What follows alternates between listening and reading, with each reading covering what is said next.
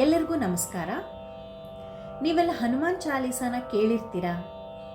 ಎಷ್ಟೊಂದು ಜನ ಅದರ ಪಠಣೆ ಕೂಡ ಮಾಡ್ತಾ ಇರ್ತೀರ. ಅದರಿಂದ ನಿಮಗೆ ಸುಖ, ಶಾಂತಿ, ನೆಮ್ಮದಿ ಹಾಗೆ ಬೇರೆ ಬೇರೆ ಪ್ರಯೋಜನಗಳು ಕೂಡ ಆಗಿರುತ್ತೆ.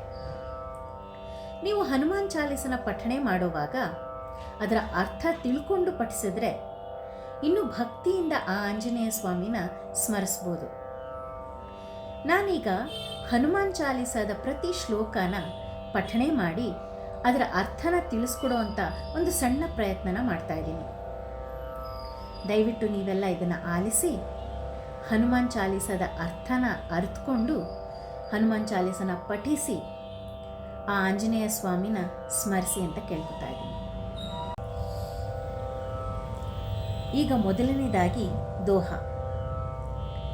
ಶ್ರೀ ಗುರು ಚರಣ ಸರೋಜ ರಜ ನಿಜ ಮನ ಮುಕುರ ಸುಧಾರಿ ಬರನೌ ರಘುವರ ಬಿಮಲ ಜಸು ಜೋದಾಯ ಕುಫಲಚಾರಿ.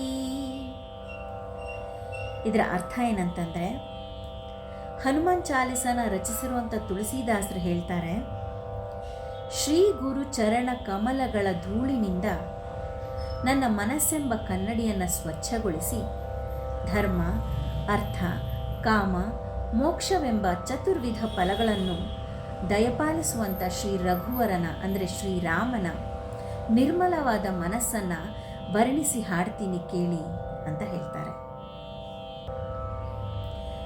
ಮುಂದಿನ ದೋಹ. ಬುದ್ಧಿಹೀನ ತನು ಜಾನಿಕೆ ಸುಮಿರೋ ಪವನ ಕುಮಾರ ಬಲ ಬುದ್ಧಿ ವಿದ್ಯಾ ದೇಹು ಮೋಹಿ ಹರಹು ಕಲೇಸ ಬಿಕಾರ.